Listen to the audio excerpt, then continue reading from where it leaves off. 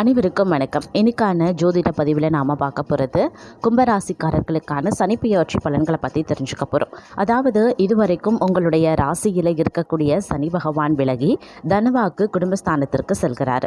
3ஆம் பார்வையால் சுகஸ்தானத்தையும் 7வது பார்வையால் அஷ்டமஸ்தானத்தையும் 10வது பார்வையால் லாபஸ்தானத்தையுமே பார்க்கிறார். தாயின் வழியில் இதன் காரணமாக நன்மைகள் உண்டாகும் அப்படின்னு சொல்லலாம். இந்த சனி பகவானினுடைய பெயர்ச்சி மேலும் தங்களுக்கு என்ன மாதிரியான பலன்களை கொடுக்க போகிறது அப்படிங்கிறத நீங்கள் தெரிஞ்சுக்க வீடியோவை ஸ்கிப் பண்ணாம கடைசி வரைக்கும் பாருங்கள். இந்த பதிவு உங்களுக்கு மிக பயனுள்ள விகிதத்தில் இருக்கும். வீடியோக்குள்ளே போகிறதுக்கு முன்னாடி இது வரைக்கும் நீங்கள் நம்ம சேனலை சப்ஸ்கிரைப் பண்ணல அப்படின்னா உடனே சப்ஸ்கிரைப் பண்ணிக்கோங்க. அப்படியே பக்கத்தில் இருக்கக்கூடிய நோட்டிஃபிகேஷனுக்கான பெல் பட்டனையும் ப்ரெஸ் பண்ணிக்கோங்க. சரி நேர்களே, வாங்க வீடியோக்குள்ளே போகலாம். இந்த காலகட்டத்தை பொறுத்த வரைக்கும் உங்களை விட்டு விலகி இருந்த தாய் வழி உறவினர்கள் மீண்டும் வந்து இணைவாங்க. அவர்களுக்கு தேவையான உதவிகளை செய்து உங்களுடைய நன்மதிப்பை நீங்கள் உயர்த்தி கொள்வீங்க. அதிகமான பயணங்களை மேற்கொள்ள நேரிடும். எந்த வயதினருக்கும் புதியதாக ஒரு கல்வியோ கலையோ பயில வாய்ப்புகள் இருக்குது. சிலருக்கு வெளியூர் சென்று படிக்கக்கூடிய வாய்ப்புகளும் இருக்குது. செய்தொழிலில் வளர்ச்சி உண்டாகும். பழைய வாகனங்களை விற்றுவிட்டு புதிய வாகனங்களை வாங்குவீங்க. அதே நேரம் உடல் நலத்தில் கவனமாகவே இருக்க பாருங்க. சரியான நேரத்தில் ஆகாரம் உட்கொண்டு ஒவ்வாத உணவுகளை தவிர்த்தாலே போதுமானது. நோய் வராமல் பாதுகாத்து கொள்ளலாம். நண்பர்களிடம் கோபப்படாமல் நடந்து கொண்டு அவர்களின் உறவு தக்க வைத்து கொள்ள பாருங்க. அது தக்க சமயத்தில் தங்களுக்கு உதவியாகவே இருக்கும். குடும்பத்தில் மகிழ்ச்சி பொங்கும். உங்களின் மனதில் சிலரது போக்கினால் வருத்தங்கள் ஏற்பட்டாலும் அதை வெளியில் காட்டிக்கொள்ளாமல் செயல்பட ஆரம்பிப்பீங்க. எப்போதோ உங்களுக்கு உதவியவர்கள் நீங்கள் முன் வந்து உதவும் காலகட்டம் அப்படின்னு சொல்லலாம். சுதந்திரமாக சிந்தித்து தனித்து செயல்படுவீங்க. புதிய உறவுகள் மலரும். அவர்கள் உங்கள் செயல்களுக்கு அரணாக திகழ்வாங்க. சிலர் புதிய திட்டங்களை நடைமுறைப்படுத்துவாங்க. வருமானம் பெருகும். இதனால் புதிய சேமிப்பு திட்டங்கள்லையும் ஈடுபடுவீங்க. அதே நேரம் மற்றொரு புறம் பார்த்தோம் அப்படின்னா குழந்தைகளுடனான உறவில் நீங்கள் கொஞ்சம் சில சவால்களை எதிர்பார்ப்பீங்க. அதாவது சவால்கள் நிறைந்த ஒரு காலகட்டமாகவே இருக்கும். அவங்க உங்களிடத்துல அதிக எதிர்பார்ப்புகளை கொண்டிருப்பாங்க. சகிப்புத்தன்மையுடன் இருக்க வேண்டிய ஒரு காலகட்டம் அப்படின்னு சொன்னால் தங்களுக்கு இந்த காலகட்டம் அப்படின்னு தான் சொல்லணும்.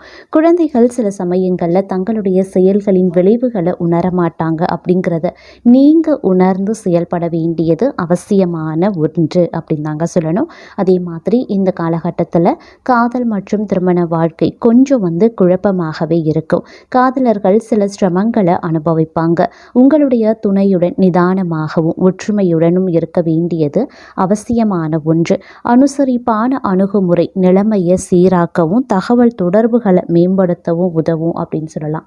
அதே மாதிரி தங்களுடைய துணையுடன் பார்த்தீங்க அப்படின்னா புரிந்துணர்வு அப்படிங்கிறது கொஞ்சம் கம்மியாக இருக்கும். இதனாலேயே சில பிரச்சனைகள் குழப்பம் போன்றவை எழலாம். அப்படிங்கிறதுனால கொஞ்சம் நிதானித்து செயல்பட வேண்டியது அவசியம். அது குடும்பமாகட்டும், கணவன் மனைவிக்குள்ளே இருக்கக்கூடிய உறவாகட்டும், அப்படி இல்லைன்னா காதலர்களுக்காகட்டும், எல்லாத்துக்குமே இந்த ஒரு குழப்பம் அப்படிங்கிறது புரிந்துணர்வு இல்லாமல் இருக்கிறதுனால உருவாகிறது. அப்படிங்கிறதுனால கொஞ்சம் கவனமாக இருங்க. இந்த காலகட்டத்தில் உங்களுடைய உணர்ச்சிகளை நீங்கள் கட்டுப்படுத்த வேண்டியது அவசியம். தேவையில்லாத கோபப்படுறதை முற்றிலுமாக தவிர்த்து கொள்ளுங்க. நிதி நிலைமையை பொறுத்த வரைக்கும் நிதி ரீதியாக இது ஒரு சாதகமான நேரம் அப்படின்னு சொன்னாலும் கூட சில விஷயங்களில் சுமாரான பலன்கள் தான் உங்களுக்கு கிடைக்கப்பெறும். செல்வ வளம் கிடைக்க நீங்கள் அயராது உழைக்க வேண்டியதாகவும் இருக்கலாம். இந்த காலகட்டத்தில் உங்களால் பணத்தை சேமிக்க முடியாது. ஏன்னா மற்றொரு புறம் செலவினங்கள் அதிகரிக்க செய்யும். அப்படிங்கிறதுனால நீங்கள் கொஞ்சம் கவனத்தோடு இருப்பது அவசியமான ஒன்று அப்படின்னு தாங்க சொல்லணும். அதே மாதிரி இந்த காலகட்டத்தில் ஏதேனும் முதலீடுகள் பண்ண போகிறீங்க, ஏதேனும் ஒரு ஆன்லைனில் முதலீடு பண்ண போகிறீங்க, இல்லை வேறு ஏதாவது ஒரு விஷயத்தில் முதலீடு பண்ண போகிறீங்க, இல்லை புதியதாக ஒரு தொழிலை ஆரம்பிக்கணும் அப்படின்னு திட்டமிடுறீங்க அப்படின்னா கொஞ்சம் கவனமாக இருக்க பாருங்கள். எல்லா விஷயத்துலையுமே கொஞ்சம் திட்டமிடுவதன் மூலமாக நீங்கள் கொஞ்சம் நல்ல பலன்களை இந்த காலகட்டத்தில் எதிர்பார்க்கலாம். திட்டமிடுறது மட்டும் இல்லாமல் முக்கிய முடிவுகளையும் பலருடன் ஆலோசனை பண்ணி எடுக்க வேண்டிய வேண்டியதும் அவசியமான ஒன்று அப்படின்னு தான் சொல்லணும். அதனால் முதலீடு விஷயங்கள்லையும் இல்லை புதிய தொழில் தொடங்கிறது இல்லை புதிய விஷயங்களை நீங்கள் செய்யணும் அப்படின்னு நினைக்கிறது இந்த மாதிரியான விஷயங்களில் கொஞ்சம் கவனமாக இருங்க. கலந்து ஆலோசித்து முடிவுகளை எடுப்பது அவசியமான ஒன்று. அதே மாதிரி உத்தியோகத்தை பொறுத்த வரைக்கும் பணியிடத்தில் முன்னேற்றம் காண சில தடைகளை நீங்கள் கடக்க வேண்டியதாக இருக்கும். நீங்கள் கடின உழைப்பை தர வேண்டியதாகவும் இருக்கலாம். உங்களுக்கான உழைப்பிற்கான பலன் இந்த காலகட்டத்தில் கிடைக்காமல் போகுங்க. இதனால் நீங்கள் தூக்கம் இல்லாமல் ஏமாற்றம் அடைய வாய்ப்புகள் இருக்குது. அதே மாதிரி தகவல் தொழில்நுட்ப துறையில் பணிபுரிகிறவங்களுக்கு உத்தியோகத்தில் பலவிதமான நற்பலன்கள் பெற இந்த ஒரு காலம் உகந்ததாகவே இருக்கும் அப்படின்னு சொல்லலாம். அதே மாதிரி உற்பத்தி சார்ந்த துறையில் இருக்கிறவங்களுக்கு முன்னேற்றம் காண நீங்கள் திட்டமிட்டு செயல்பட வேண்டியது அவசியம். அப்படி இல்லைங்கிற பட்சத்தில் தேவையில்லாத சின்ன சின்ன சிக்கல்களை எதிர்கொள்ள வேண்டியதாக இருக்கும். சில சவால்களை சமாளிக்க வேண்டியதாகவும் இருக்கப்பெறலாம். அதே மாதிரி சக பணியாளர்கள் அப்படி இல்லைன்னா நிறுவனத்தினுடைய உதவி உங்களுக்கு கிடைக்காமல் போகக்கூடிய ஒரு காலகட்டம் அப்படிங்கிறதுனால கொஞ்சம் கவனமாக இருங்க. மருத்துவத்துறையில் பணிபுரிகிறவங்க தங்களுடைய தொழில் வளர்ச்சிக்கு அதிக முயற்சி செய்ய வேண்டும். ஊடகங்கள் அப்படி இல்லைன்னா சினிமா துறையில் பெரிய திட்டங்களில் பணிபுரிவது ஊக்கம் அளிக்காது. ஏன்னா இது உடல் மற்றும் மன ஆரோக்கியத்தை பாதிக்கலாம். அப்படிங்கிறதுனால கொஞ்சம் கவனத்தோடு இருக்க பாருங்க. ஆசிரியர் அப்படி இல்லைன்னா பேராசிரியர் தொழில் புரிகிறவங்களுக்கு உத்தியோகத்தில் சிறந்த நேரம் இது அப்படின்னு சொல்லலாங்க. அது மட்டும் இல்லாமல் ஆராய்ச்சி மற்றும் மேம்பாட்டு வல்லுநர்கள் அவர்களுடைய கண்டுபிடிப்புகளுக்கு நிறுவனத்தால் ஆதரிக்கப்படுவாங்க அப்படின்னு சொல்லலாம். அதே மாதிரி தொழில் ரீதியாக பார்த்தோம் அப்படின்னா ஒரு தொழிலை புதிதாக தொடங்க திட்டமிடுறவங்க புத்திசாலித்தனமாக செயல்பட வேண்டியது அவசியம். அவர்கள் புதுமையாக யோசித்து என்ன செய்யணும் அப்படிங்கிறத முன்கூட்டியே முடிவு செய்ய வேண்டியது முக்கியமான ஒன்று. சந்தை தேவைகளுக்கு ஏற்றவாறு தொழில் நடத்த அதிக ஆராய்ச்சி மேற்கொள்ளணும். அதே மாதிரி நீங்கள் ஏற்கனவே ஒரு தொழிலில் ஈடுபட்டிருக்கீங்க அப்படின்னா அதில் லாபத்தை பார்க்க சிறிது நேரம் நீங்கள் காத்திருக்க வேண்டியதாக இருக்கும். அதே மாதிரி அதிகரிக்கக்கூடிய செலவுகள் அப்படி இல்லைன்னா வாடிக்கையாளர்கள் நடத்தையில் ஏற்படக்கூடிய மாற்றங்கள் போன்றவை பிரச்சனைகளாக உங்களுக்கு மாறலாம். இந்த புதிய நிலைமைகளுக்கு மாறக்கூடிய அது மட்டும் இல்லாமல் சரி செய்ய வேண்டிய அவசியம் உங்களுக்கு இருக்கிறது. அதனால் கொஞ்சம் நிதானித்து திட்டமிட்டு செயலாற்ற பாருங்க.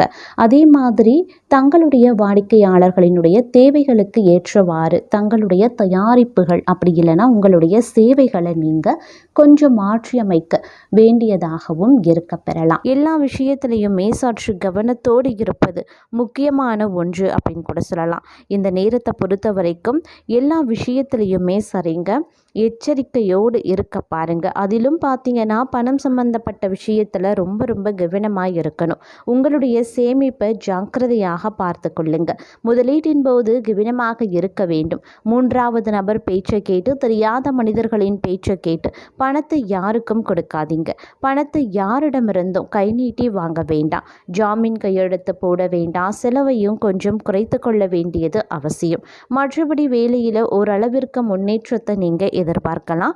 குடும்பத்தில் பார்த்தோம் அப்படின்னா அவ்வப்போது சண்டை சச்சரவுகள் ஏற்பட்டாலும் சந்தோஷத்திற்கும் குறைவு இருக்காது அப்படின்னு சொல்லலாம். அதே மாதிரி ஆரோக்கிய விஷயத்திலையும் ஏற்ற தாழ்வுகள் நிறைந்ததாக இருக்கும். அப்படிங்கிறதுனால கொஞ்சம் கவனத்தோடு ஆரோக்கிய விஷயத்திலையும் இருக்க பாருங்க. பண பிரச்சனைகள் குழப்பங்கள் அனைத்துமே இந்த காலகட்டத்தில் ஏற்படுவதற்கான வாய்ப்பு இருக்கிறதுனால கொஞ்சம் எல்லா விஷயத்திலையுமே அக்கறையோடு நடந்து கொள்ள வேண்டியது அவசியமாகிறது. நீங்கள் புதிய முயற்சிகளை தற்சமயம் மேற்கொள்ள வேண்டாம். நீங்கள் நீண்ட நாட்களாக முயற்சி செய்து தோல்வி அடைந்த விஷயங்களை இந்த காலகட்டத்தில் கையில் எடுத்தீங்க அப்படின்னா அது தங்களுக்கு மிகப்பெரிய அளவில் விளைவுகளை ஏற்படுத்தலாம். அதனால் சிறிது காலத்திற்கு தள்ளி போடுவது அவசியம். அதாவது இன்னும் ஒரு 2 மாதங்களுக்கு அதை தள்ளி போட்டிங்கன்னா ரொம்ப நல்லது. அதுக்கப்புறம் கொஞ்சம் கொஞ்சமாக அதில் ஒரு நல்ல முன்னேற்றம் உருவாக ஆரம்பிக்கும். அதே மாதிரி வேலை சம்பந்தப்பட்ட விஷயம், வியாபாரம் சம்பந்தப்பட்ட விஷயம், குடும்பத்தில் சுபகாரிய பேச்சுக்கள் அப்படின்னு எல்லாமே பார்த்தீங்க அப்படின்னா உங்களுக்கு சிறிது கால தாமதம் ஆகத்தான் செய்யும்.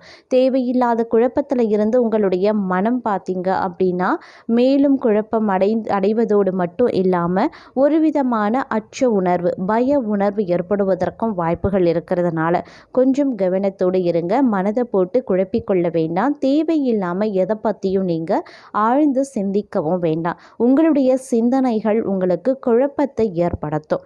இந்த குழப்பம் நாளளவில் பார்த்தோம் அப்படின்னா பயத்தை உருவாக்கும். அதனால் கொஞ்சம் குழப்பிக் கொள்ளாமல் எதை பற்றியும் சிந்திக்காமல் இருக்கிறது சால சிறந்தது.